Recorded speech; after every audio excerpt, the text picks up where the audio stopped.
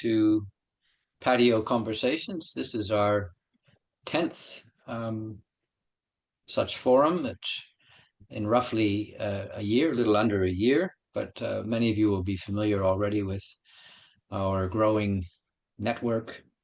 If you're new to PATIO on this occasion, welcome, and hopefully you'll find it rewarding and come again. I'm Peter Scriver. I'm one of the core group that's been networking to create this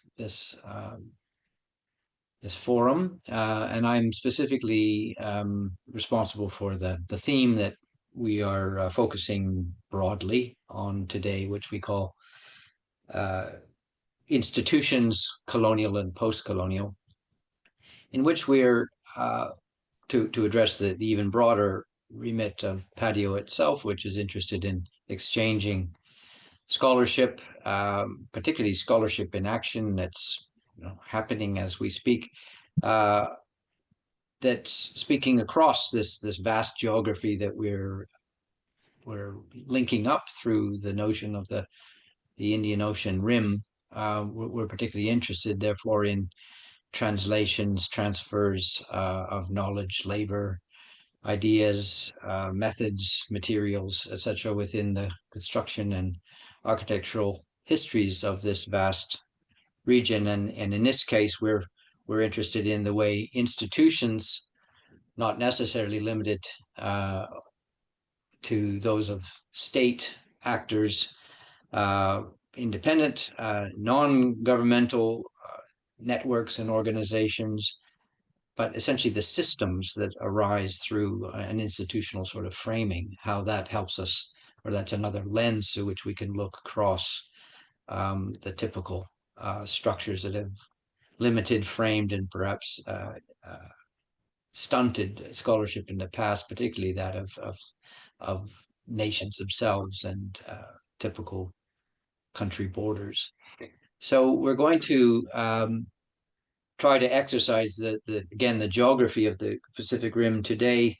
We've had a number of fascinating presentations in the first year of PATIO Conversations, but we recognize that a large majority have been centric, unintentionally, but perhaps circumstantially, to the South Asian subcontinent and India itself in many cases.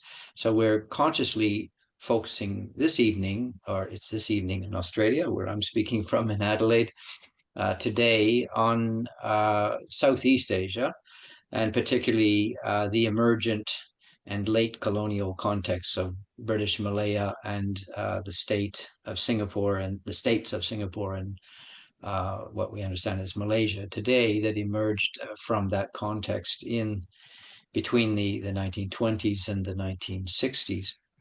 And our two speakers, who we'll introduce by name and biography in a moment, are going to, first of all, address that first period, the 1920s to the 1940s, through a case study of a building in particular, but really looking at the networks of commercial and military circulations of knowledge and materials that explain the construction of a particular fascinating building in that context. The second presentation will look a decade forward from that into what our speaker calls the I forgot your term, Chee Kien, basically this in-between period when there was a certain limbo state between being part of a vast empire and a locus within that imperial framework to becoming these smaller and increasingly autonomous states, and the construction of an institution, in this case a university, that became two universities as these states evolved, and how architecture is a lens against through the design and the construction and the planning of such an institution, how it helps us understand larger intersections of systems. So I think it's a fascinating conjunction between commercial, educational, and governmental institutions, and the various players that these conjoin and how we can look through the lens of construction history, particularly to understand that. So I'm going to ask my colleague, Catherine Desai, to introduce our actual speakers, and we'll progress as quickly as we can with the first presentation. Over to you, Catherine. Thank you. So our first speaker is Nicholas A. Bill. He's currently a senior lecturer, associate professor at Cardiff University. He holds a Bachelor of Engineering with honours from the University of Melbourne, together with a PhD from the University of Cambridge. In addition, he's a chartered engineer with approximately 20 years combined experience, working as a consultant in the construction industry and as an academic, with previous appointments at the universities of Bristol and Oxford. His research interests are divided between matters relating to practical engineering, primarily the repair and restoration of historic buildings, and various topics in the history of engineering and construction. He's published numerous papers and articles in both technical and historic journals, and currently serves on the editorial committee for the journal Construction History. Thank you very much for joining us today, Nicholas. Well, thank you very much for that introduction, Catherine. Let's see if we can share my screen.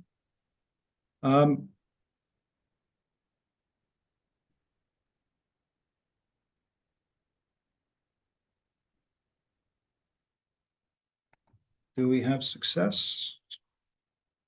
We do. You can see the slides. Okay, right, brilliant. Well, I should start my presentation really by something of a disclaimer in saying that this is not really my specific area of research, and I've sort of come across it by accident, and as a result gone down a bit of a rabbit hole, and this sort of quote probably sums up my sort of attitude about it, where I sort of first found this, and it sort of describes the building which I first discussed, and sort of saying, well, most members of the Institution of Structural Engineers probably imagine sort of Singapore to basically be a large military base, and therefore sort of other sort of documented evidence of larger commercial activities might be something of a surprise. And I suppose when we look back, that's probably a lot of our perception about colonial Singapore. It is that sort of the impenetrable fortress. But in reality, that actually comes rather late in its history. If you actually go back a step and find out, well, why were we actually in Singapore in the first place? And it had very little to do with a naval base, and was more related really to the proximity to the Dutch East Indies.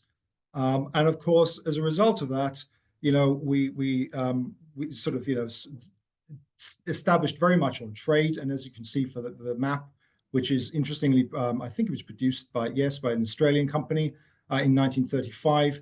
You get a sense of where this sort of starts to situate in all these sort of British trading routes around the empire. So the big players in that region, of course, were the East India Company. And most people sort of remember Sir Stamford Raffles. But really, it was the backing of the East India Company that established what we called then the Strait Settlement. And it's interesting that we actually referred or came to be referred as the Botany Bay of India, because it became a sort of a dumping ground for a lot of convicts from India. But from a building point of view, what's also key about having the East India Company is when they sort of set up their public works department, things were sort of very much set in the vein of employing military officers. And we see that in these sort of early examples of public works, ranging from the sort of infrastructure around Collier Quay to St. Andrew's Cathedral, even bridges, and the later the Raffles Museum.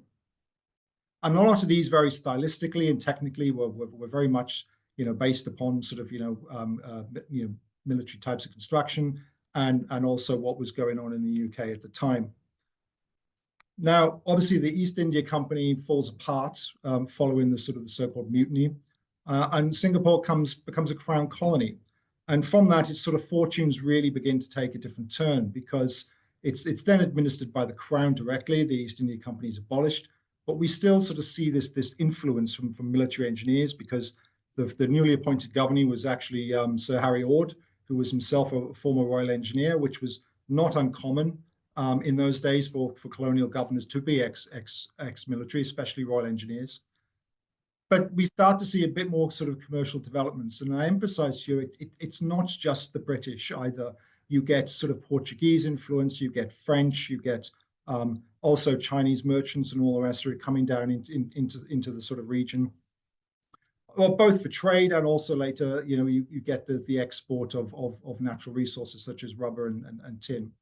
And from that, you get this sort of, involvement then of greater involvement of civil engineers and civil architects. And what you see it do is a sort of a migration of some of these firms like Palmer and Turner that moved down from Hong Kong, who operated in that sort of Hong Kong and the Shanghai concessions. So they start opening up these sort of provincial offices to them in Malaya and in general. Now things sort of develop, and you can sort of see from these examples very much sort of typical British construction at the time. The very much the flat packs, things that you see, like for example from McFarlane and Co. being sent out. But of course, by around about 1900, things start to change. There's a lot of problems with a lack of commercial space. There's a lack of sanitation and all sorts of other problems. And this sort of leads to the introduction of new building techniques. So one of the key things which is often overlooked, if we sort of quote this from Alexander Gordon, who was the municipal architect around about the 1930s, and he talks about the importance of bad foundations. And what he means by that, it's not the foundations themselves, it's the geotechnical conditions of Singapore. And effectively, the place is a swamp. And so when you have these sort of very large traditional masonry buildings, they're very, very heavy. And of course, they exert much, much greater pressures on the foundations, and they're very difficult to build in these parts of the world. So he's pointing to this advent of sort of skeleton frame type construction, both of steel and concrete, and he sort of puts this as being sort of the real turning point in when things sort of start to change. And again, sticking to my sort of engineering mindset, what's really interesting is you have to think about what's going on in the ground. And I don't think architectural historians pay enough attention to this, but the real key thing that happens, and it's not just in Singapore, it's Hong Kong, it's London as well, it's the sort of this idea of piled foundations, and particularly reinforced concrete driven piles, into poor soils. You see this Hennebeek and Williams piles on the far left. This is a perfect example of the new custom house in Shanghai, which was designed by Palmer and Turner with Oscar Faber. And it's very much, here you've got a concrete foundation and concrete frame. And what's interesting as well, again, the military connection is you start to see the Royal Engineers. They were the first to introduce this. I think this is the correct photo of this pier head in Siloso, which was designed and constructed by the Royal Engineers around about 1908. So with that, what's interesting is we come back to Alexander Gordon, and you have to love this sort of, casual racism here about, the Chinese workmen being really, really clever in this sort of type stuff, a little bit patronizing, but it's interesting when you look at this sort of workforce. This is very much, people doing things, labor's cheap. Let's do it on the ground. So you've got this sort of, concrete mixing on site. You've got this sort of rebar site. And you're seeing this being applied all across sort of, construction. Why they're actually called concrete lizzies, I don't know. I don't understand where precisely the reasoning for that. But apparently that comes from the RAF men who are at Seletar. And likewise, you see this other construction site on Sentosa Island, which was again a sort of a military type project. So where does this leave us?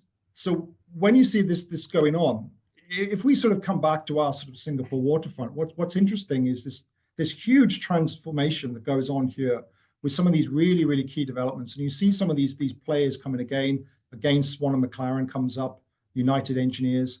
And what you sort of see is in terms of both style, in terms of architectural aesthetic, but also in terms of construction technology, this sort of concrete frame type construction is starting to sort of transform that sort of commercial setting.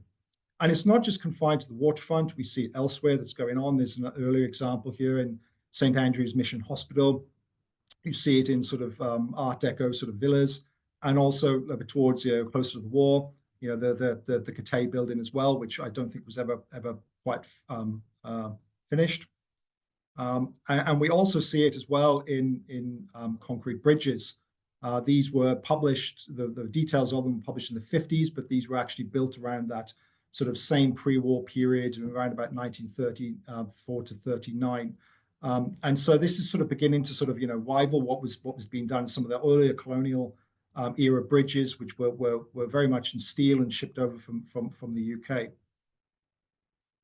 So we talk about steel, or that's probably why most of the sort of the flagship project of how I got here, and where does this sort of fit in? And what's interesting is that it seems as if, to a degree, steel does take a bit of a back seat here. Also, it's sort of, it's lauded for its ability to be erected very quickly. The climate in Singapore is obviously much more humid. There is a much greater risk of corrosion. And so they talk about, well, in the UK, well, we kind of encase it in concrete and all the rest of it. That was initially done for fire. The corrosion aspect actually came later. But it sort of begs the question as to why was this actually done. And it seems as if it was more favorable for taller buildings, as in the sort of, case example. The other place where you sort of tend to see it favorably as well is obviously in the military facilities and factories. What's interesting is, of course, you've seen much greater infrastructure being developed around about the sort of the late 1920s right up until the war period. But then also you sort of seeing this sort of, the Ford Motor Company and those sort of factory developments come in as well. I'd be interesting to know if anyone can actually tell me if I'm wrong here, but I know the French engineer Émile Brisset designed that factory, and my understanding is the facade is concrete, but the rest of it is predominantly steel. And I query that because Brisset was very heavily involved in Freycinet in France, and he ended up designing some concrete aircraft hangars, and later timbers, and that actually formed a very key role in actually taking back Singapore and Southeast Asia from the Japanese. But that's a bit of an aside. Coming back to steel, you do see it start to emerge a bit more, but again, steel it can be very much hidden. And what's interesting as well is you also get this innovation that comes in of this sort of Shanghai plaster, which comes in from the concessions into Hong Kong, and then sort of starts to filter down into Malaya and Singapore. So quite often when you look at steel buildings, especially when they're concrete encased, and then they have the decorative features as well, they're really, really very difficult to tell the difference. But what's interesting again is you sort of see one of the very prominent components of this was Swan and McLaren. They used this a lot, even on the concrete buildings on Colliers Quay that I demonstrated earlier. So coming to this building in question, what's interesting about this is, again, this is a Palmer and Turner, and the contractors here are United Engineers Limited, which I'll talk a little bit more about in a second. But just some sort of details about the frame first. Obviously, it's much more substantial than some of the other sort of concrete structures that you see. It's certainly much taller, around about 203 feet at the top of the tower, which is quite a size, and it's obviously width as well. There's questions about whether or not it's encased. I don't know. I've never been there personally, and the documents that I have don't explain clearly whether or not it actually is. But it probably was, because that was very common in the UK at the time. And we know that this was designed in accordance with BS 449, which was a British code, first introduced in 1932, and then sort of subsequently applied, throughout the British Empire. What's also an interesting thing about the design is it's all the ARP, for those who don't know, that's air raid precaution. So obviously they're expecting an attack from the Japanese. It all comes in with the whole Singapore strategy. So you're starting to see some of those building standards that are being rolled out, especially in London, but other British cities as well. We're starting to see that being rolled out in the Crown colonies as we approach war. Also, as well, in terms of networks, obviously Palmer and Turner. There's no mention of a structural engineer, so I'm guessing that it was probably the architect who actually designed it and did that work, which would not be uncommon around this time for that to actually happen.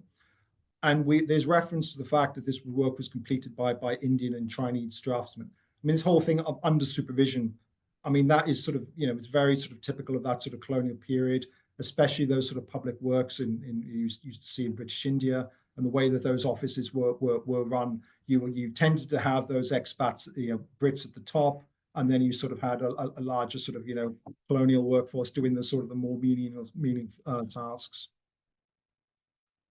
Interestingly as well, again, we know you probably quite can't see, but we thinking about some of the sort of the connections. These are very sort of, the idiocentric about, some of the British design methods, where they were sort of, designed as assuming they were sort of rigid under wind loads and then sort of pinned under gravity. I won't bore the details for the non-structural engineers, but it is a bit of an odd way. But there are all sorts of assumptions with regard into how some of the other elements of the structure actually interact with that.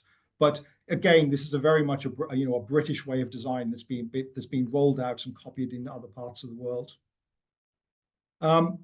In terms of the fabrication, this is where it gets really interesting, because it's done by sort of the United Engineers, and these fellows were sort of first established around 1912, resulted from a merger, and their sort of early business is comprised of sort of importing, supplying, manufacturing equipment for industries and I suppose the rubber plantations and things like that. But they start to turn their attention to building construction. And what's really interesting is just before the war, their own steel converter in Singapore, which you can sort of see on the bottom right-hand side, and that sort of made a big show in sort of the local newspapers at the time. Where exactly they were getting the raw materials from, it's not clear. It's certainly all the raw pig iron billets that they would have been then converted, possibly the UK, possibly from Australia. But we do know for this particular job, the steel was sourced from mills in Australia, which was at the time Australia's biggest export to Malaya. And obviously the timing in this is really crucial, because in the 1930s, Britain's not banning steel, but exports, but at the same time, it's gearing up for war. And so obviously this is an opportunity for Australia, which was heavily invested in Singapore for a variety of reasons. And we do know that the sections were fabricated in their workshops in Singapore. We also know, well, very limited sort of information about this, but they're also fabricated and erected by Malabari Indians using sort of gin poles, and this is again that's sort of an example of people actually using the river team in action, probably in this case fixing various connections, although I doubt at that level. It's probably a bit more of a pose for the camera, really, looking at the height that they're actually they're trying to work there, but we don't know. But what's really interesting about this is it's starting to sort of shed this sort of light on the fact that it's not just stuff being shipped out from factories from Britain or entirely British expats. You've got this much wider sort of intercolonial trade that's going on, with materials coming from and ideas coming from places like Hong Kong, Australia, into some of the other colonies, rather than everything coming from the sort of the metropole. And so, yeah, just some concluding remarks. Really, it's a bit of a whistle through it there. I mean, what's interesting is that Asian-based consultancies start to play around about that 1920s period. And again, this sort of, the way the sort of the ground conditions really sort of change things. But yeah, also, again, I mean, sort of developed this sort of like very much sort of latter in my thinking. But yeah, it does seem to be, a much more interesting interaction as well with reinforced concrete, because at the time, it was very much the French were ahead of the game in reinforced concrete around this period. Britain really, really lagged, and that was largely because of some of our prohibitive regulations. But you start to see these French contractor-led design as well, operating in and around different colonies as well as the UK. And I think I've just run over a bit, so I'm going to pause and shut up there. And I don't know if we're taking questions just now, are we? No. So perhaps I should stop sharing and come back. No, you were perfect on time. Just 1 minute over. That was perfect. So I'll introduce our second speaker and then our respondent, and then we'll open to the floor for questions after that. I have a few. The presentation was fantastically interesting. Thank you. So our second speaker is Lai Chee Kien. He's a lecturer and registered architect in Singapore, researching histories of art, architecture, settlements, urbanism, and landscapes in Southeast Asia. He graduated from the National University of Singapore with an M.Arch by research and a PhD in history of architecture and urban design from the University of California, Berkeley in 2005. His publications include Building Merdeka, Independence Architecture in Kuala Lumpur, Building Memories, People, Architecture and Independence, and the Merdeka Interviews, and Chords to Histories, Architecture and Life in Southeast Asia. Thank you very much, Chee Kien, for joining us this afternoon, this evening. I'll hand over to you for your presentation. Thanks very much. Let me just try to share. Can you hear me? Yes, perfect. Okay, thanks. Thank you to Peter and PATIO for the invitation to talk about the early history of the University of Malaya. While this presentation is largely about an institution, it is mainly about the entangled post-war, post-colonial histories of Malaya and Singapore via the contest by each side to establish varsity-level education in two emerging nation states, and how architecture and campus planning played a part in those narratives. I discussed the different understandings of the toponym Malaya, as well as the corollary in identity, the Malayan. In 1948, 3 years after the conclusion of World War II, the British military administration formed the Federation of Malaya out of 11 peninsular states, but recreated Singapore as a separate colony from the prior Straits settlements. Sarawak and British North Borneo, present-day Sabah, were maintained as British lands. Socially, economically, and historically, however, the ties between the peoples of these areas had not been quite so bounded or restricted, and it was not until 1963 that they became contained together in a geobody known as Malaysia. In 1949, two events reinforced a perception of Malaya across these different British lands. On 8 October, the University of Malaya was founded in a grand ceremony held at the Oei Tiong Ham Hall at Raffles College, Singapore. Its first appointed chancellor, Malcolm MacDonald, addressed the gathered crowd and proclaimed that they were, through the university's inception, and I quote, "witnessing in Malaya the birth of a nation," close quote. The university would primarily serve citizens of Malaya, Singapore, and North Borneo, including Brunei, and it was hoped that it would in time become a great center of learning, enlightenment, culture, and humanity for Southeast Asia. We may well ask, what nation? Earlier that year in March, a motley group of ethnically Chinese badminton players from Penang, Perak, Selangor, Johor, and Singapore captured the team title for the inaugural Thomas Cup under the banner of Malaya, trouncing the Danish 8-1 in the finals. The trophy was displayed a week later at the Malaya Pavilion of the British Industries Fair in London. Before both team and trophy returned to Malaya to a hero's welcome in Singapore, note this is Singapore and not KL, and a comment by Legislative Councillor John Laycock that the players had given, quote, "an impetus to the growing consciousness of national Malayan unity," close quote. Over at the university, students pondered about this identity. Harry Chan from the class of 1950 penned a poem known as The Cauldron. The last stanza paraphrased Shakespeare's Macbeth in parts, but intoned the feelings of many involved with the institution that a strange and wonderful concoction was about to be brewed.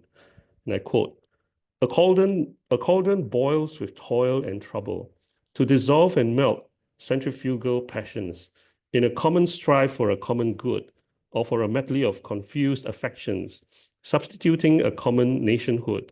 A strange, fantastic mongrel beauty struggles to be born, as the salt of many seas stirs and mixes and boils and bubbles in the cauldron of golden Chersonese. By way of The college crest shown here, you can perhaps visualize the entangled historical developments of the various educational institutions. While the focus of this talk is up to 1980, when the University of Singapore became the National University of Singapore, you may observe how it had, in that year, corralled the Nanyang University by insincerely adding part of Nanyang University's logo into the crest. The rings have been decolored, flipped back to front, and its star removed.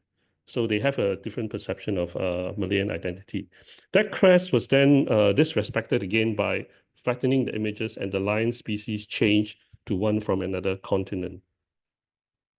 The convergence of two institutions of higher learning in 1949 into a university, the King Edward VII Medical College and Raffles College, was a result of the recommendations of the 1948 Carr-Saunders report on higher education.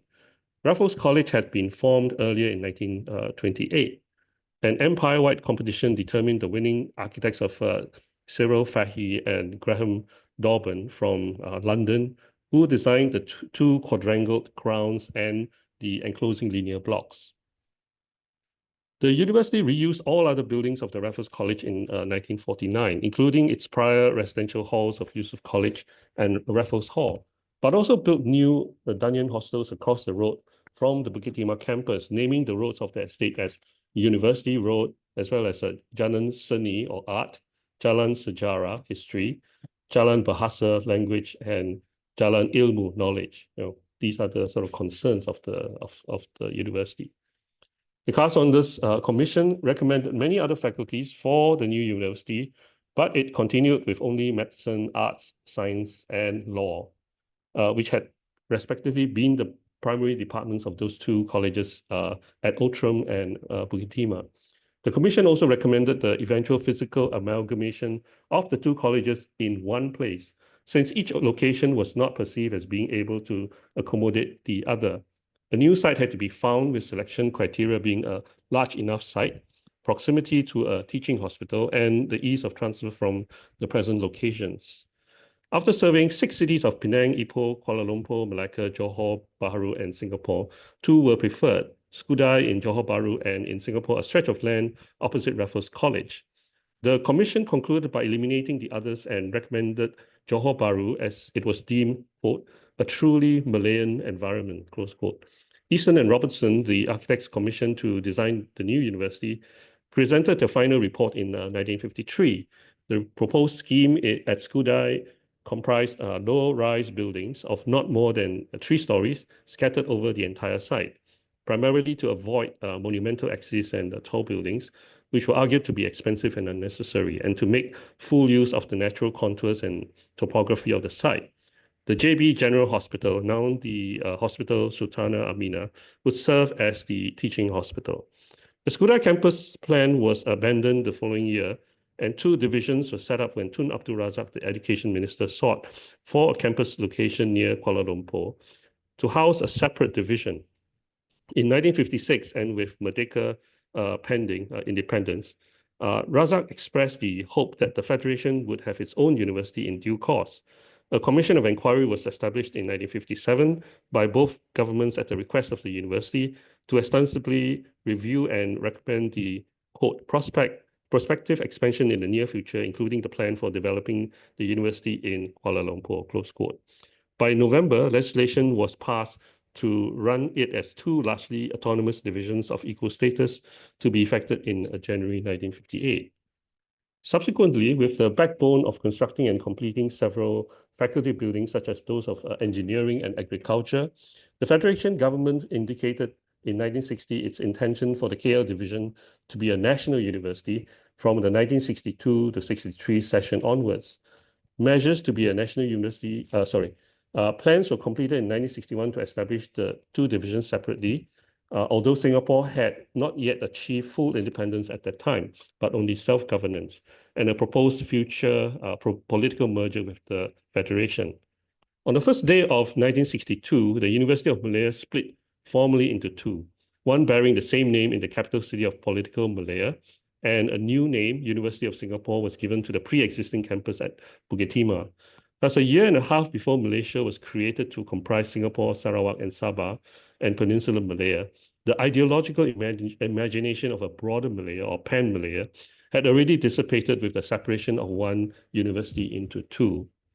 The impact of this division was still felt several years after the separation between the departments, faculties, assets, and personnel of the two campuses, inflected also by Malayanization. Alongside these, facilities and collections such as those of the University of Malaya Art Museum, whose valuable artifacts from China, India, and Southeast Asia, some dating back to the 3rd century AD, were divided into two collections in 1966. In Singapore, the university operated at Bukit Timah campus and constructed temporary structures to accommodate expansion. In January 1968, the British government announced its intention to withdraw military personnel and installations from the island to be effected by 1971. Kent Ridge, part of former military sites that had collectively occupied almost 10% land use, was chosen among other potential sites like Changi, Jurong, and Woodlands.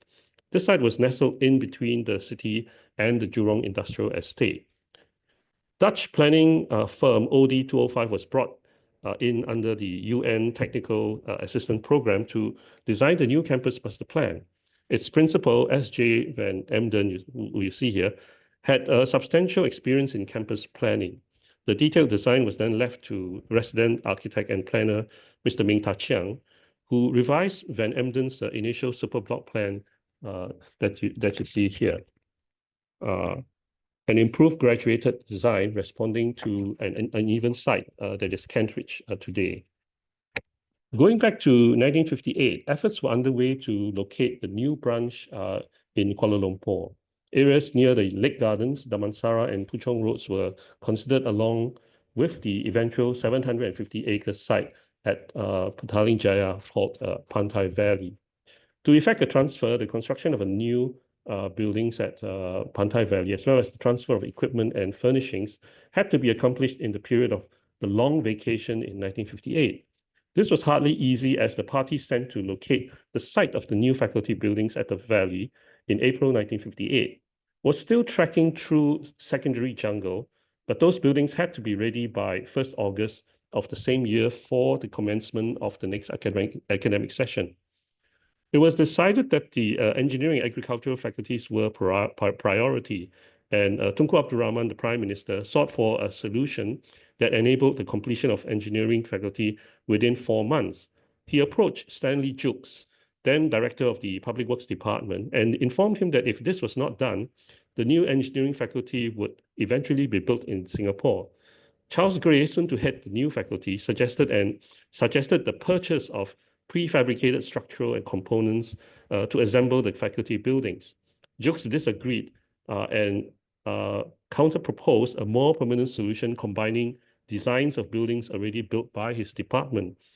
The classroom block was more or less identical to the one that architect Ivor Shipley had designed earlier for the Penang Island Girls' School, but now with a lecture theatre attached to one end and a freestanding hyperbolic paraboloid structure placed at the front to indicate an entrance.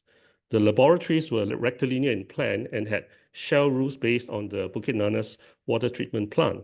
Other structures were adapted from those constructed at the KL Technical College designed by Ray Honey, another PWD architect. The alternative assemblage was designed and constructed in 16 weeks, then a record in the local building industry.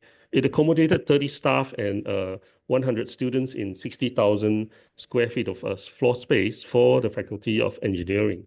The transfer of equipment was completed before semester commenced in August. Meanwhile, Pantai Valley was progressively cleared of vegetation, the necessary roads constructed, and a lake shaped and filled in. About 2 months later, a further 20,000 square feet of laboratory space was added to the Faculty of Engineering.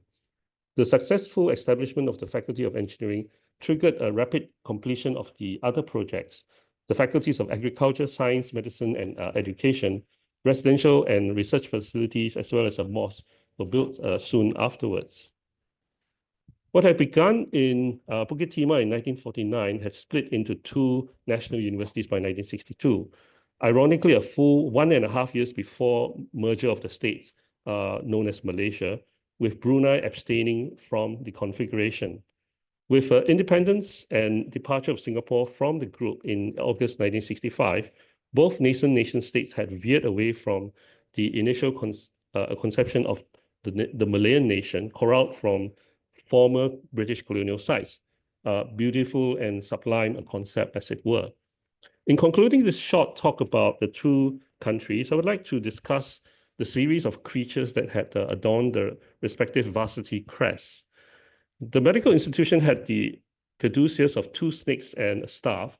Raffles College had a griffin, but the 1949 University of Malaya's crest portrayed a tiger with turned head and a lashing tongue. In 1962, the crest was altered and contained a lion with other elements to maintain for the University of Singapore, while the new University of Malaya spotted three smaller monochrome tigers arranged around a hibiscus flower and lontar scrolls, replacing the book. Apart from Peninsular Malaya, the Malayan tiger, Panthera tigris Jackson, was also endemic to Singapore, and their presence was recorded in early early Orang Laut myths and a cape on Pulau Belakang Mati, or now Sentosa. When Singapore was made a free port by the British in 1819, tiger encounters were reported near the new harbour in 1831. With rapid urbanization, the last reported tiger shooting was made in 1930 near Singapore's northern coast, right? So from south to north. It marked a collective ecological species departure from Singapore Island over a long century, and seemingly marked its symbolic departure in 1962, when the University of Singapore adopted a lion instead. The three tigers represented on the new University of Malaya crest symbolize the three major ethnic groups found in Malaysia.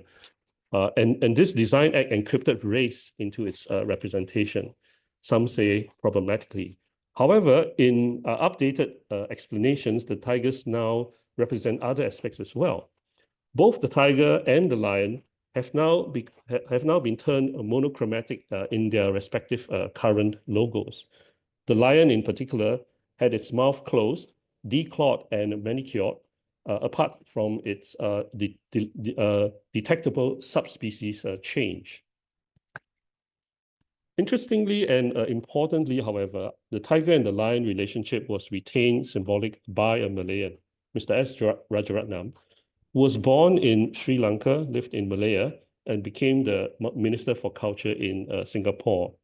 At the Singapore Legislative Council debates on 11 November 1959, to determine new state symbols for Singapore, he announced, and I quote, and this will be the final quote, quote, "National flags, crests, and anthems express symbolically the hopes and ideals of a people. Through these symbols, a people acquire identity and a personality of their own.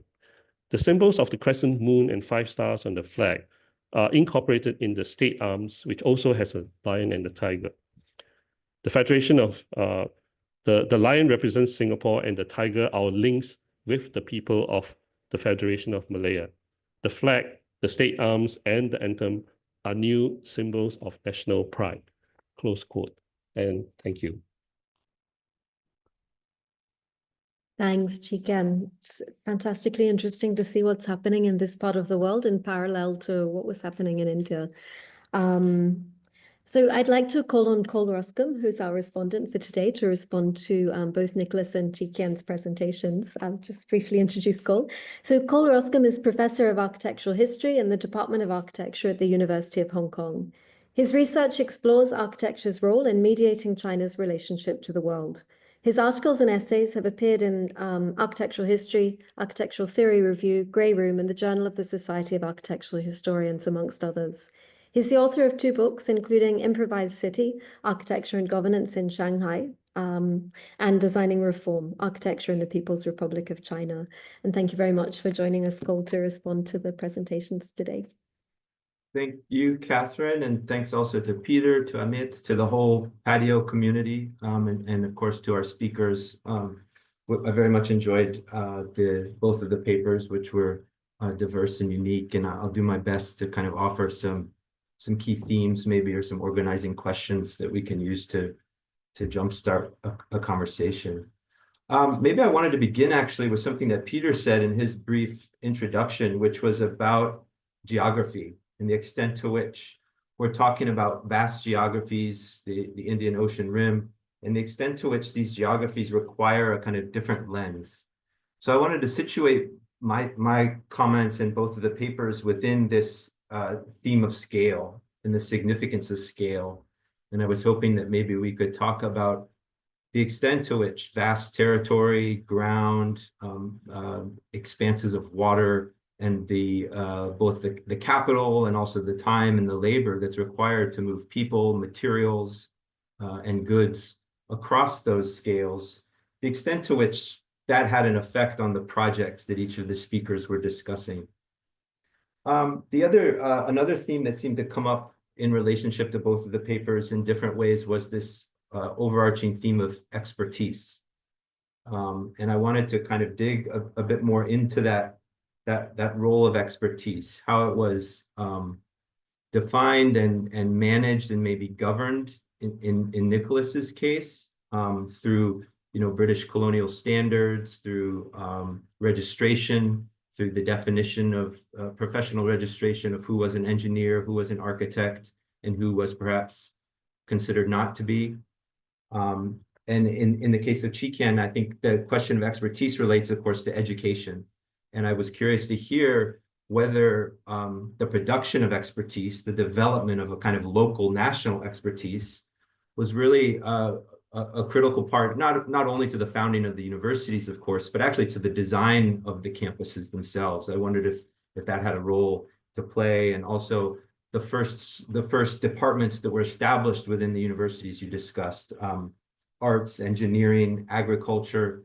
It would be great to hear a bit more about the specific forms of expertise that were understood to be, emerging from those different faculties to help build the nation, or nations, I should say.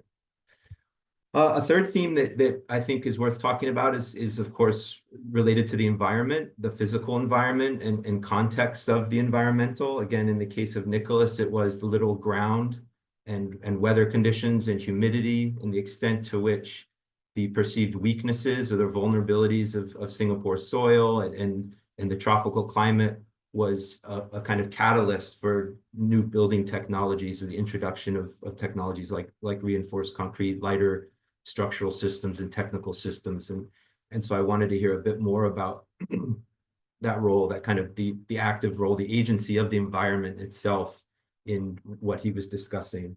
And with Chee Kien, it was interesting. The environmental context seemed to be something not to overcome per se, but something to celebrate. If I understood a point you made, the location of the campuses was determined in part based on sites that were understood as having a specific kind of identity or a specific locality. And I would imagine that related to the environment, to the landscape, to site conditions, etc. So I'd be curious to hear a bit more about that. Of course, a key overarching theme in both of the talks relates to the military and to geopolitics. We're spanning a vast, not only a vast expanse of space and territory, but also a pretty significant amount of time from the early 20th century into the later 20th century. And the role of the military as it relates to design expertise and the professional engineer and the architect is something that has been overlooked, I think, largely within the history of architecture. Of course, the scholarship of people like Peter and Amit and people like Jean-Louis Cohen and his catalog, Architecture in Uniform, notwithstanding. But I think it's really a vital linkage to discuss more as it relates to how the military both served as a client, how the military served as both a source of information, and back to the theme of expertise and knowledge, the extent to which so many engineers were trained in the military, and then at least after the war, became consultants and established their own private engineering firms and became involved in the private design industry, at least in Hong Kong. And here I'm referring specifically to Palmer and Turner, which I've done a bit of work on. But that was a firm that was very much reliant on the military in a number of different ways, of course, the colonial British military. So those are all kind of linkages I would love to, for all of us to kind of unpack a bit more and better understand. And then that leads to maybe the final point, which was not just about continuity and the extent to which the emerging military industrial complex facilitated consistency and continuity within the design and the construction industry in this part of the world, but also the extent to which the military disrupted and upset and violently undermined existing networks. We talked a bit about, or talked a lot about, kind of the establishment of colonial networks or the establishment of emerging national networks. But what was disrupted and broken apart and obscured in the introduction of those new networks? What were the kind of the localities, the very specific relationships and communities, the professional networks that existed among the Chinese laborers and the Indian laborers, for example, that Nicholas discussed, or perhaps in Chee Kien's lecture, the existing networks of knowledge and education that emerged, that were present prior to the establishment of these national universities. And how did these universities kind of, tear those or damage perhaps those existing networks apart? So maybe I'll pause there. I know that's a lot, but you can address all of those themes as you want, or none at all if you'd like to talk about something else entirely. How long do you have? Well, I guess I understand that these conversations go quite long, but so maybe we can limit ourselves a bit. I mean, obviously there's a lot to discuss and unpack there. It really depends on how long you want to speak.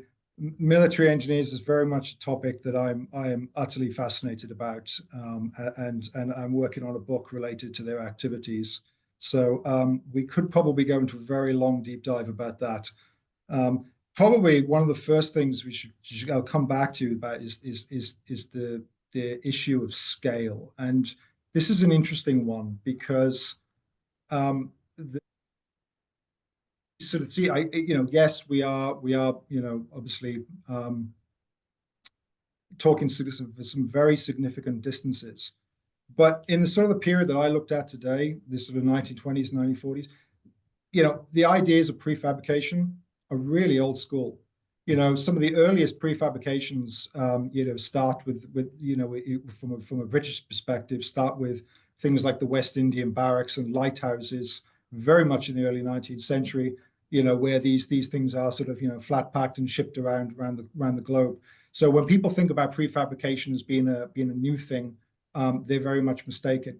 Where you see it, from an engineering point of view, where you see it really accelerate as well is in the construction of India's railways, where you get these sort of public works bodies will write a sort of a particular specification for things, put it out to tender back in Britain, and then it's literally flat packed and sent out there. And so these networks are very much established. And then of course you break it down into smaller components as well. I mean, from fireplaces to taps to everything. I mean, Britain is the factory of the world. So these foundry products, these building products, and all the rest of it are literally going right across the empire. And there is an established market for that. What I think is interesting in this sort of period, from what I've seen, is the disruption. It's that intercolonial trade.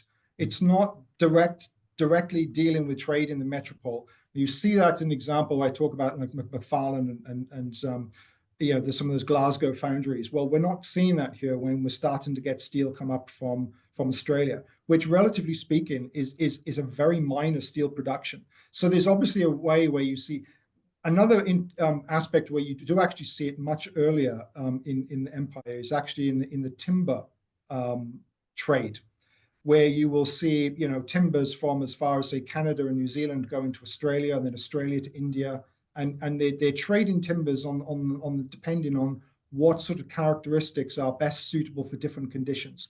and Australian things like Jarrah and all the rest of it really went right around the world, especially in India for things like railway sleepers, but also it was highly prized for jetties and things like that because it was relatively immune to sea worms and things. So you see this, but it obviously it gets bigger and bigger as and then you start to see the self-governing colonies in the early 20th century are starting to establish something of their own trade. And I think there's something of an opportunity coming here, possibly in the timing insofar as Britain is very much focused on rearmament. So that is where all the steel is going. They're not really interested in buildings in the Far East or whatever. They're interested in battleships because the Kriegsmarine is going to put on a challenge. So there are opportunities then for perhaps some of the other colonies to step up. What I think is interesting as well is this period where you start to see firms that have already been established for the likes of like Palmer and Turner. I mean, Palmer and Turner were established in Hong Kong much earlier. But it's the fact that these companies now, which again have no real presence in the UK, in the metropole, but they're starting to establish their own networks by expanding out to other British colonies and through their networks of work. That is done in the face of open competition, as some of these, they are putting these out to tender. Some of these contracts are advertised in trade literature in the UK. But obviously in locally as well, and in other wider newspapers as well for them to deal with. So that is interesting.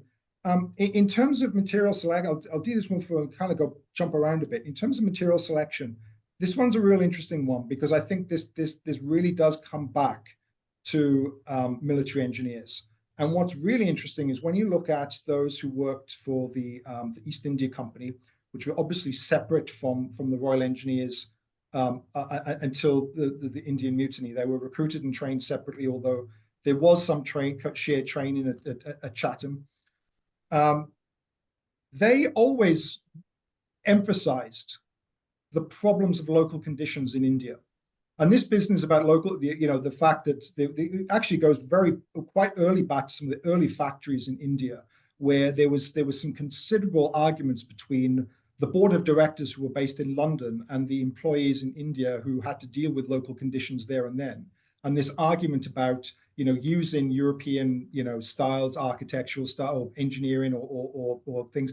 And so there's very quickly sort of started to develop this sense that, look, conditions in India are very, very different, and likewise in other colonies. And what's interesting is as these men sort of develop in stature and expertise, towards the end of the career, a lot of them end up coming back to the UK and passing their knowledge either through publications or through meetings in the UK, and they start sort of educating some of those civilian engineers who then sort of may want to go out into the colonies and certainly after the railway slump of the 1850s and sort of start moving away from what's going on.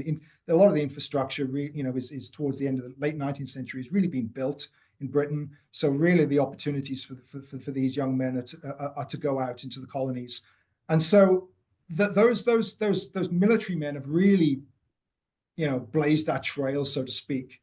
And understanding that. So that is a very interesting one. But you do sort of see this recognition then starting to emerge in other literature that, yes, it's one of the fundamental things I even teach it to my own students now. You have to build to the conditions, not for the ideal. And so you see these different construction techniques will take off in different parts of the world, and they may be quite different from what is going on in perhaps, say, London. Or the other parts of the UK. In terms of qualifications, well, this is an interesting one because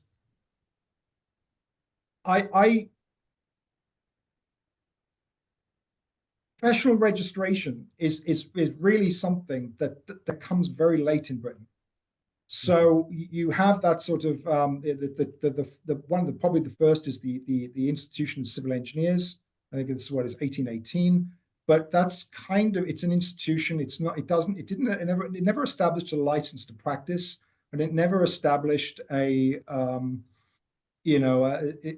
some sort of, I suppose, formal qualification initially. This really takes many, many years to develop.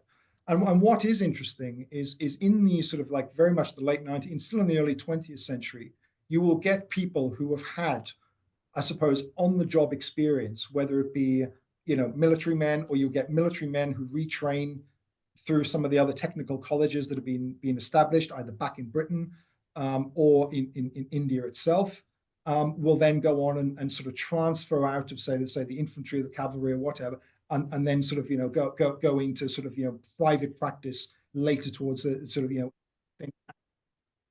professional career. But maybe I could just yeah. Sorry, yeah, go on.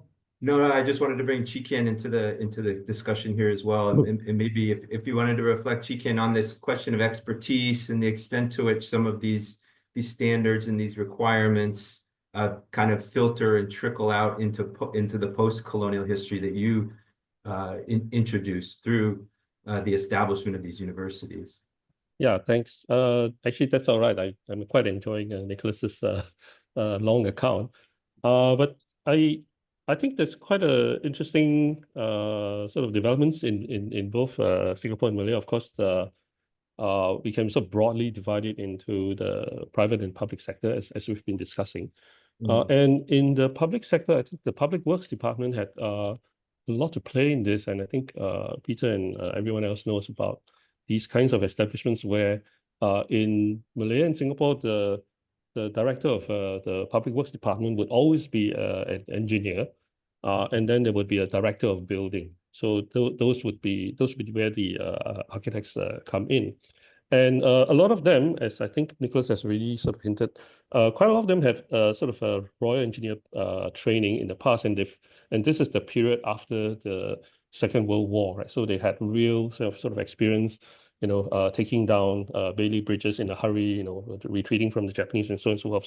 So they had a lot of sort of on-site experience, especially also with the sort of tropical environment that is Malaya and Singapore.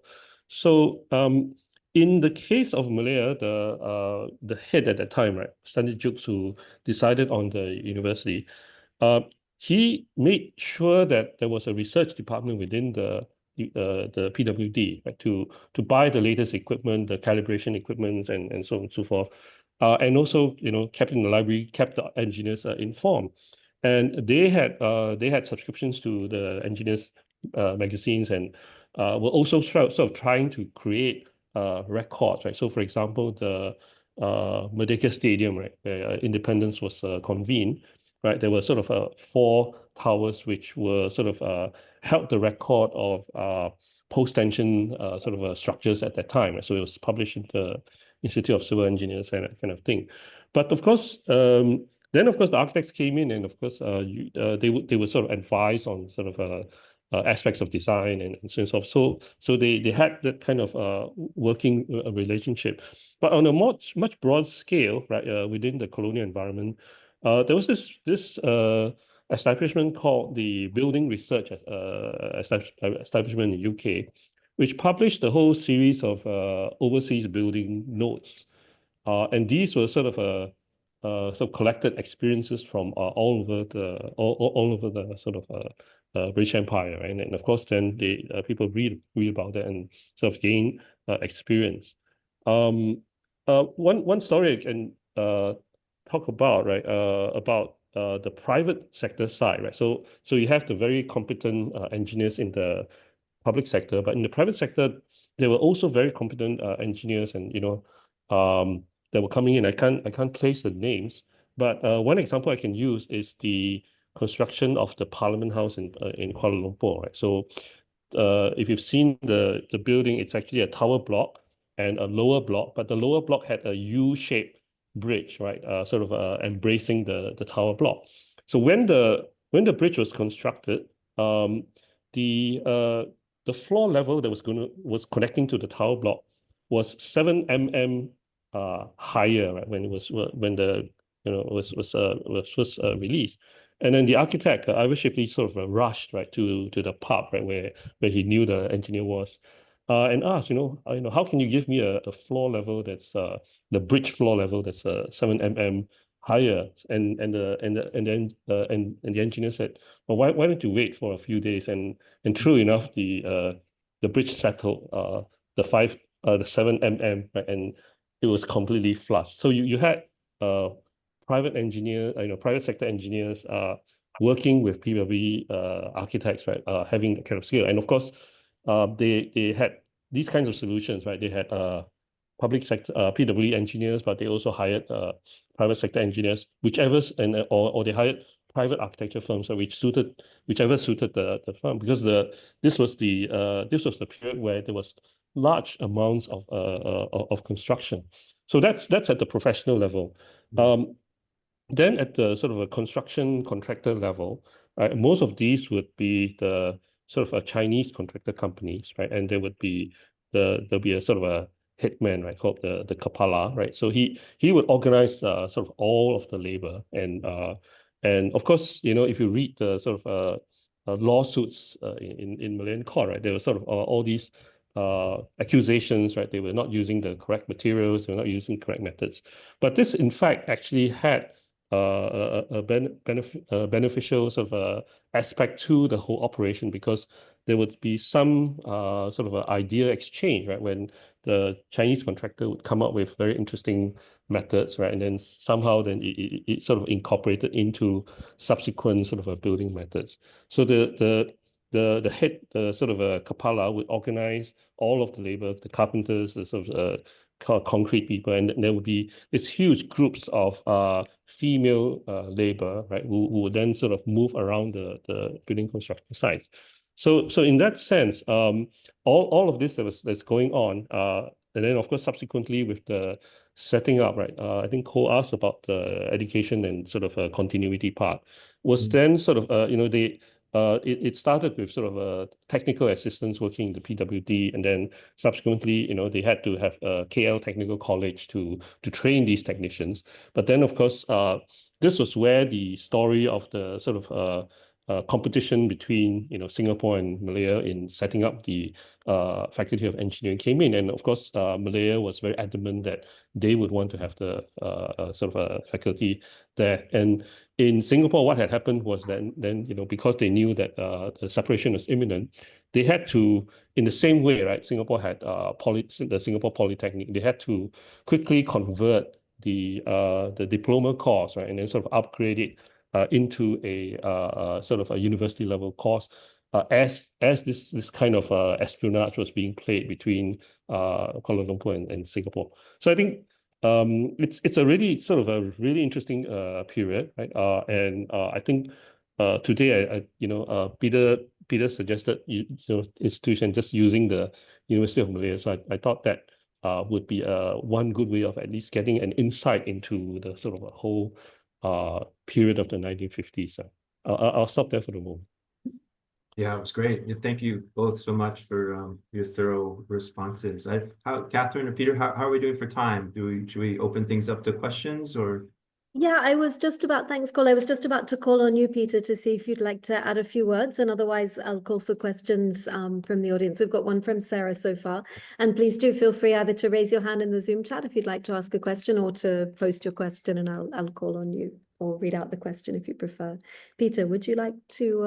I don't want to take much space if there's questions, but I mean, I just want to take this early opportunity to thank both Nicholas and Chee Kien for all this this tidal wave of insight into the intricacies that these two cases that we heard about briefly open up for us to talk about. It's really rich. I have lots of questions for each of you individually that I might pursue in later correspondence about your projects, and of course the discussion of the military engineers, the intersection of that 2 centuries old set of discourses and agency which underpins this situation. But it's fascinating to hear about the tail end of it as these new states are emerging and the post-colonial reality is dawning, how that intersects with the capacities and that were there. So yeah, your question about how it disrupted it too is also very, very interesting, Nicholas. But I'll just leave that as a comment, and I'm keen to know what the questions are in the chat. So Sarah, could I call on you to ask your question, please? Mm. Thanks for that. Thank you for the fascinating presentation. I was really intrigued by the mentioning of the Indian and the Chinese draftsmen, and wondering whether they were working for the contractor or for the architect. Does the archival information give any bits on that? And also, I mean, now Chee Kien made clear that Chinese contractors were operating there, so maybe that explains the presence of Chinese draftsmen as well. But I'm curious about the question whether, I mean, since there was a PWD also, I assume there were local draftsmen, so how to situate the presence of these Indian and Chinese draftsmen? Are there any more clues from the archival material? Well, in this particular case, I'm sorry to say no, there's not. I mean, it really depends. First of all, I should probably mention our concept of draftsman might actually be a bit different now. Certainly in that sort of early 20th century, the idea, or the late 19th, early 20th century, a draftsman isn't just someone who would do drawings. They would also do a lot of calculations as well, a lot of menial calculations. So, for example, when related to, say, sort of the connection design or some of the base. So you'll get an engineer who will do the overall design, this is, and the main philosophy and but then filtering down then as you get to the detailed stuff and what have you, that's done by men who were considered to be draftsmen. So there is it's a technical skill, and it would require certainly people with adequate technical education in order to fulfill that. It's not necessarily people who are just off the street. Now, whether they've come through in this case, or in general, whether they've come through a technical college in India, that's certainly the provision that happened, and they were trained up to a certain level in order to do that. Likewise, in the UK, they could have been taken on as something of almost like an office apprentice style, but it would vary. Now, as to whether or not they're with the architect or the contractor, it really depends on who's designing what element. And this is where this sort of period in history is very blurry, because things like bridges, okay, that was an engineer, no question. But things like a tunnel, engineer all day long. A building is a little bit more of a gray area. And even at the early 20th century, it could be designed by an architect almost entirely. And when you actually look at the early RIBA exams, the Royal Institution of British Architects exams, they are far, far more technical in terms of the required knowledge of mechanics and understanding of forces and all the rest of it than what architects do net today. So there may have, certainly with a steel frame building, there may not have been an engineer in an official role. Reinforced concrete buildings were very different, and they were primarily sort of contractor-led. So it was a very sort of early specialism that developed, and you had these sort of pioneer engineers who then had a lot of their own spin-off contractual companies, and they had their own in-house expertise that would have then worked alongside. So you would probably had a much clearer divergence between as we would now think of the architect and sort of engineer, now come contractor in that sense. So again, there's no clear answer, because it really depends on the circumstances.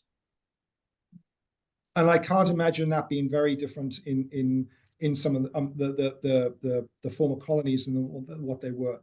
I imagine that these, I know Palmer and Turner opened an office in Johor. It may have been for this particular. It would have been around the time that this job started, and it may well have been. And I'm not an expert on that company history. It may well have been that this job was, I suppose, a catapult job for that office to then expand and develop further business, which is quite often what happens today still. So we don't know, but whether they look, they would have had to have recruited some people or trained people up to do this job. Thanks, Nicholas. We've got a question also from Pedro. Pedro, could I call on? Sorry, do you want me to talk about the Singapore-Malaya side. Oh, yes, that would be great. Thanks, Chee Kien. Yeah. So I'll put my head as sometimes a vice president of the Society of Architects and Arbor Herman Historians of Asia, and cite our founder Anoma Pieris, who wrote this book about hidden hands and divided landscapes, where large groups of convicts, right, were sort of drafted into the system. Ostensibly, they would become draftsmen, which would be sort of quite a high kind of level. And in Singapore, the sort of interesting theory that Anoma proposes is that that was a way that they could get into the public and also rise up in the social ranks, right? Some of them actually became landowners and drafted their own sort of properties, drawings, and so on and so forth. So on the other end of the scale, you also had very talented artists, right, Chinese artists, who would actually work for the naturalists, right, drawing all those new live specimens, right. They had to find all these new discoveries and so on and so forth, had to be drawn out and sent to the Linnean Society and so on and so forth. And so those sometimes they would sort of then become go sideways and start to sort of draw. But of course, that would be sort of more of the artistic side of things. And what happened, of course, when with the professionalization is the setting up of the Society of Singapore Architects, right, who then sort of set up exams, right, and they would also have a track for what is called the qualified persons, right, that who would also come from the sort of a technical assistant side, and they would take the RIB exams from 1926 onwards. And also be able to sort of build, right, buildings that were not more than 3 stories high, right? So that was the sort of limit of the sort of scale of buildings. So gradually, right, and so this 1950s was a kind of a very interesting phase where you have the technical colleges, and then you had polytechnics, and then of course this level of sort of tertiary education for engineers then sort of came in, right? So you had that kind of a trajectory as well, right? That was sort of also probably somewhat parallel to other colonial places, right? Like colonial states, but then of course depending on the sort of situation. But then of course the Anoma story is actually quite fascinating, and then there's another book by Sun Tzu Speechley, right? Malayan Classicism, which also sort of map out, if you're interested, the sort of how these sort of there were a lot of sort of ethnic biases and so on and so forth that was sort of embroiled into these kinds of sort of contracts and projects, right? Who would get them? So I think emerging scholarship is coming up to not only sort of see it from the sort of a top down sort of engineers, architects, but also from sort of convict labor and so on and so forth up. So I think it's also an exciting time, right? Thanks. Thanks, Chee Kien. Pedro, could I call on you, please? Yeah, look, I have quite a lot of questions around this, and one of them is to do with the penumbra of colonial architecture, building, and all that, where I mean, a lot of the discussion has been to do with British influence and things in the kind of British colonial, British military, and the activities on areas controlled by them. But in the British sphere, there were other intrusions or, from other nations. And to me, that those are really interesting. And they mainly take place in places that were not at the center of empire. I mean, India was pretty much under control, but places like Hong Kong, for instance, or when the British military set up there, there's a wonderful piece in the professional papers of the military engineers about barracks being built in Hong Kong, which conformed to the plans, dimensions, and everything that was set up in the West Indian barracks in the 1820s, 30s, but they were built by Chinese labor using granite elements, and using construction techniques based on Chinese construction. So there was that kind of involvement. There are also examples of things that at the edges of empire, like the Tanglin Barracks in Singapore, built in 1861, are built by military engineers, but they actually completely outside the that they use building forms that were from an earlier generation before Florence Nightingale actually organized and got the standardization of barracks in India. You know, and those buildings still exist today. I was very surprised when I visited them to see that they were incredibly similar to pre-rebellion barrack buildings. I mean, there are other involvements that are quite interesting, like, for example, in Rangoon, Yangon, there was the Catholic cathedral there was built by a Dutch architect, Joseph Cuypers. You know, so there are these intrusions into the British Empire. And then, of course, there are all the informal empires that existed outside territorial empires, but to do with business. I mean, I've looked into areas of Latin America or Ibero-America where the British, the Americans, the French were all building bridges and that kind of thing. You know, so I think there is. I mean, one of the problems with these global activities is that they have been compartmentalized into territories owned by groups, national groups, looking at their own contribution. But in reality, there are many. Look, I grew up in East Africa, and the timber used in the construction of buildings in Mozambique was actually Canadian timber. All the dimensions of timber are still done in feet and inches, even though the metric system has been there for a long time.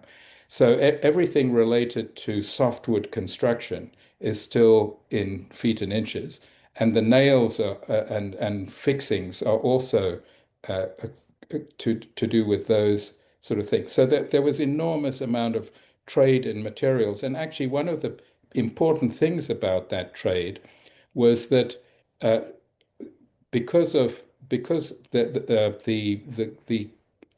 world outside Europe and the United States was actually getting resources from elsewhere, the ships traveled relatively empty to those places, so that the export of heavy goods was quite cheap. You know, the ballast that it went as ballast. A lot of the McFarlane's castings that Nicholas was talking about were actually very good for ships that were traveling light. You know, so there those dimensions of global trade that I think really deserve quite a lot of attention. Sorry, I've been a bit long on this. No, it's interesting you mentioned that point. Here in Cardiff, where I'm originally, we were a coal port, so a lot of the ships would deliberately arrive. You know, they would have to have some ballast rather than arriving empty. So if you look around Cardiff, there are many houses which have a unique stone pattern, because when they arrived, they dumped that stone off on the wharves, you know, in order to then refill with coal. So what did they ended up doing with that stone? Well, we have some very interesting buildings around Cardiff as a result of it. So yes, I think that those things do need to be considered. I totally agree with you. I think we do tend to look at things based on nationalistic terms, and I think it's entirely flawed. For example, if we just focus on sort of Singapore, Malaya, there was actually a huge French influence in terms of French engineers, you know, operating in and around that area. The relationship between the sort of, you know, the French, you know, Indochina as it was then. Remarkably, I saw this tale that you know, even Britain and France were going to share access to their air force bases around that time. So there's this real sort of, you know, into sort of, you know, relationships and again, clients. Now, one of the buildings that I put up earlier, that was actually built or arranged by the Portuguese missionaries. So even the clients weren't necessarily, you know, British just because it was a British colony. you had Chinese merchants who wanted to build things, and you had Portuguese, you had Dutch, you had all sorts of other people bringing their own ideas and their own contacts. So it's much more complicated than I think people perhaps think, especially when trade opened up and you didn't have the dominance of one particular group. Yes, I agree. I think there's a kind of book waiting to be written about this kind of circulatory aspects of construction and ideas, right, and how they sort of then contributed to all of these buildings. In Singapore, Saw and McLaren actually started out, I think, as Scottish engineers, and for a very long time they were also trying to keep the company leadership level Scottish, right, and then sort of so that there was also this competition between sort of the local engineers and architects, working their way up and so on and so forth. So I think that those are sort of complications and sort of make this kind of a story very interesting. And perhaps this book requires the collective efforts of sort of everybody in the circle and the group, right, to be able to sort of tell it properly. And I agree, this whole idea of nation-based stories actually sort of really don't help, right, in further understanding.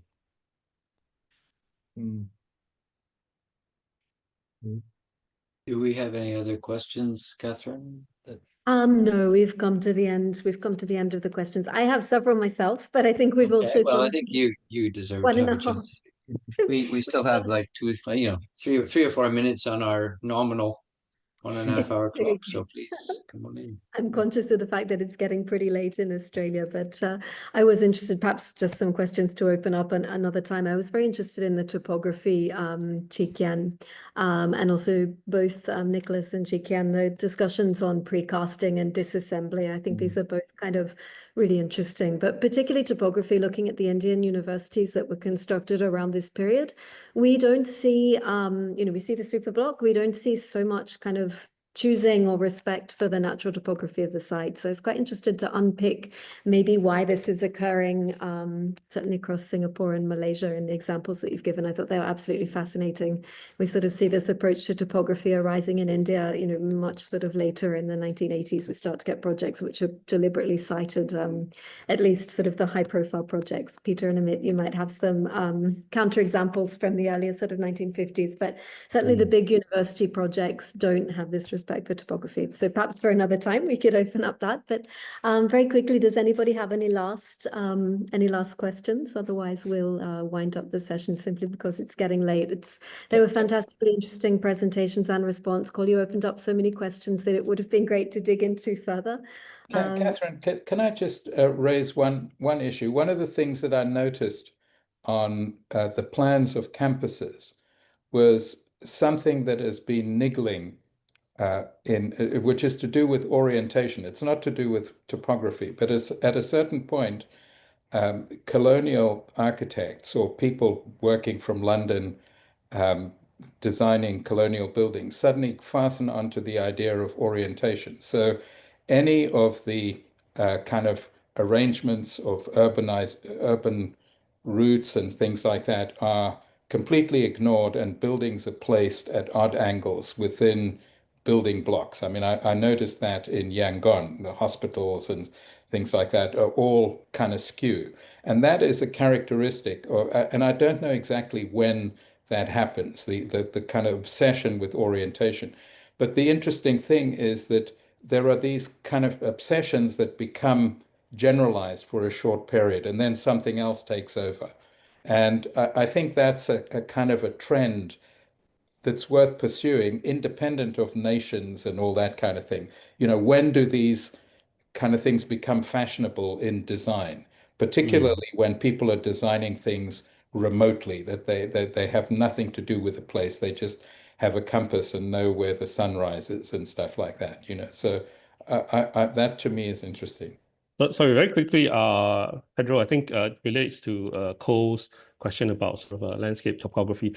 I think that has to do with, if I'm correct, climate, because if you don't really work with the topography, sort of the sun shading, the directions, all that, you very quickly find out that the buildings don't work. So Ivor Shipley, who designed the Parliament House, the first 6 months of his career was just maintaining buildings, and he said that the 6 months was the sort of best time, right? Because he went around just maintaining buildings in Penang, and sort of then that taught him, right, how to design. And then the innovations, the use of the topography, sun shading, so sort of then sort of changed trajectory. And at the same time, right, don't forget the AA Tropical School was coming up. They were recruiting, and then Melbourne had its tropical school. So these again, right, becomes this kind of shared ideas and practical experience on the spot. That then led to sort of the collective knowledge that then sort of accumulates, right,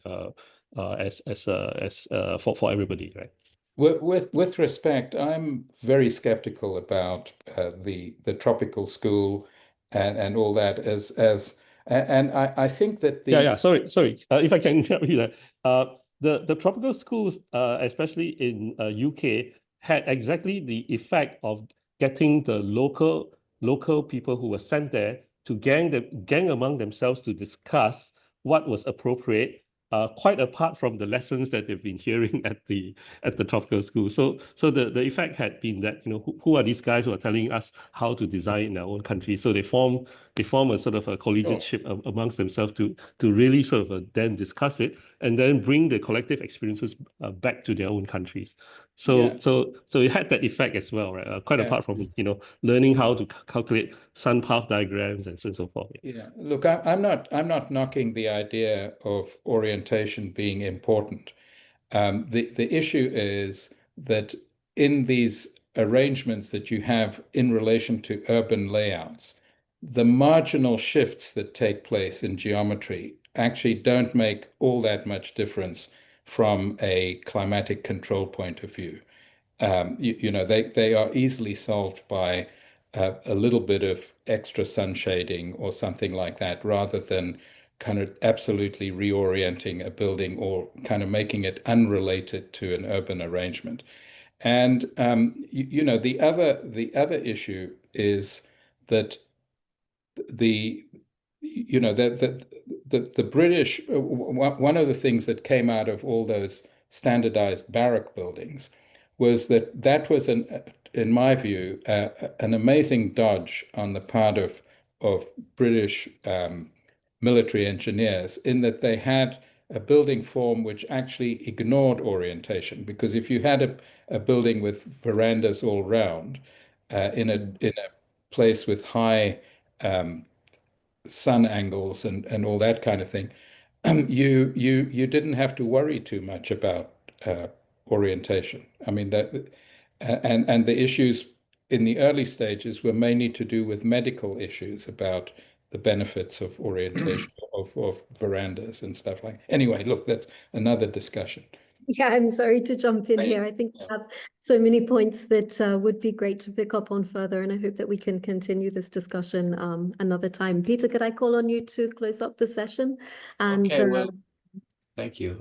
Yes, thank you, Catherine, for managing it so well and keeping us almost precisely to time. Certainly our speakers did a very good job of setting us up for a timely discussion. And I'd like to just thank Cole in particular for coming in as the respondent and raising a whole slew of very astute questions which have kept us thinking and opened up other layers of these onions of content and knowledge that the two speakers brought to us. So it's been a really rich session, and I think I hope a fruitful encounter between the prime contributors today and indeed Cole's work with your expertise on Palmer and Turner. And of course, what I see in a little bit of a megalomaniacal way is that, our Indian Ocean rim, of course, goes around the Malayan Peninsula and keeps on going, right? Right up to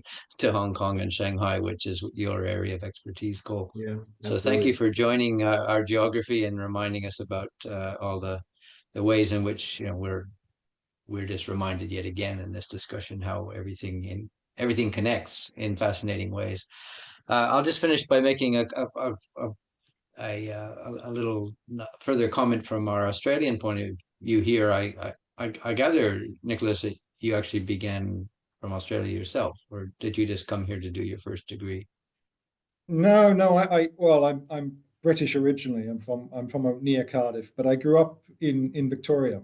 Yeah, I studied in Melbourne for my undergraduate degree. Yeah, that's right. And then came So back. you have a connection here, and of course, Oh, yeah, Catherine does very as deep well. connection. I was born in KL actually also, so I have a Malaysian Oh connection. my gosh, I didn't realize Yeah. that. Okay, so Yeah. we're products of this thing where of course Australia is yet That's another why I part of find this. empire so fascinating, Yeah, having grown up in but different parts of the it. point I want to make is that colleagues here, some of whom have been mentioned, and others who will hopefully join us in future sessions, are really beginning to make that turn where there's a lot of interesting next generation scholarship coming out of some of our younger players here, and older ones like me who are kind of corralling these things to come out of sessions and conferences and such, where that whole idea of the as I think you put it, Nicholas, or maybe it was Cole, or maybe it was Chee Kien. It was the idea that these other centers in the geography,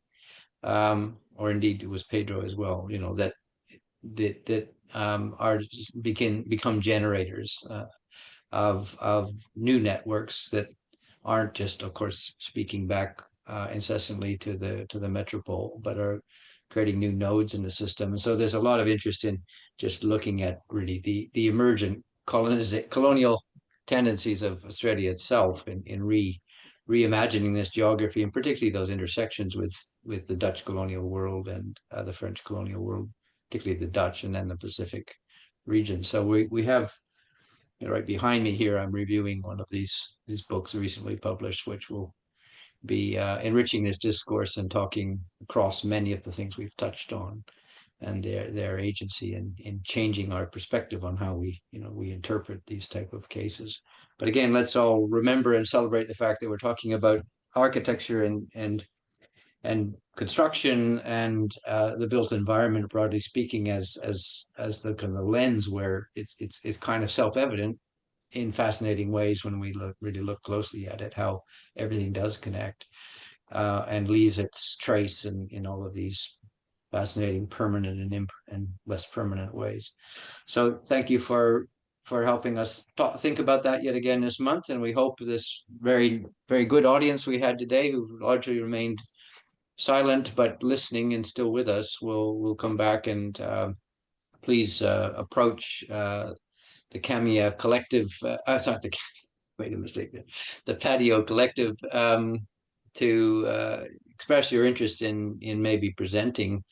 We're always building sort of lists of potential presenters, people who've raised interesting questions, who we might indeed like to invite to share some of their research, or to be a respondent to clusters of research. So, and bring your own colleagues and students to join us. Cole, you've joined us for the first time. Maybe you'll have suggestions about other people that who would be interested as well.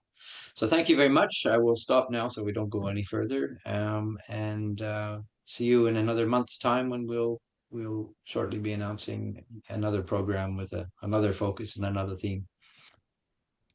Thanks so much. Thanks very much, you. everyone. Ahmed has posted the link to subscribe to the PATIO mailing list if we've got anybody new who's joined us who'd like to be kept informed of the next session taking place on the second Thursday of June.